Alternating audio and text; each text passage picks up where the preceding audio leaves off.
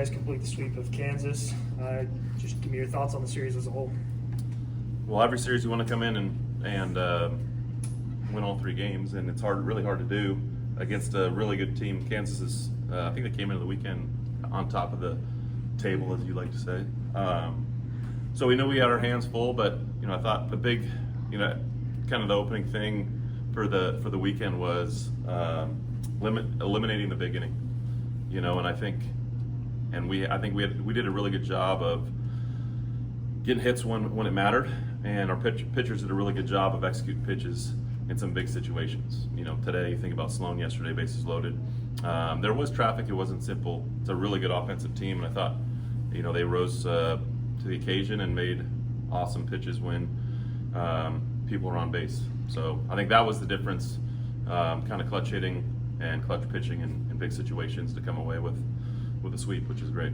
You challenged your team on Tuesday night, just energy, effort, all of the above. You feel like they responded in the way that you hoped this weekend? Yeah, it's like, sometimes when, you kind of have to bring your own energy some midweek games where, the environment isn't what you're used to, and I didn't think we did that. And, on weekends like this, when they have a bunch of people in the stands and it's a conference series, it's a lot easier. So, but I thought they played hard. They played, fundamental baseball, not a ton of defensive mishaps, and pitched it well through strikes.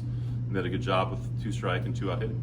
For your young pitching staff to hold that offense down the way that you guys did consistently, what can that do for you guys going forward? Yeah, I think, I don't really consider them young anymore. They've done a good job of pitching in a lot of different situations. Mason has started games. He's pitched in high leverage situations out of the bullpen. He's a long reliever. He's a short reliever. So he's kind of done a lot of different things. And I think you saw the next guy would have been Caden Smith right behind him, and you saw what he did last Friday against BYU. I think he went 3 scoreless for us to be able to walk it off in the last game. So it's exciting to be able to see those guys continue to make steps and make strides. And we've built this team on youth, on high school players, with a sprinkling of obviously some portal stuff. But for the most part, you look at our lineup and you look at the guys that we're throwing, it's a lot of youth, and which is exciting.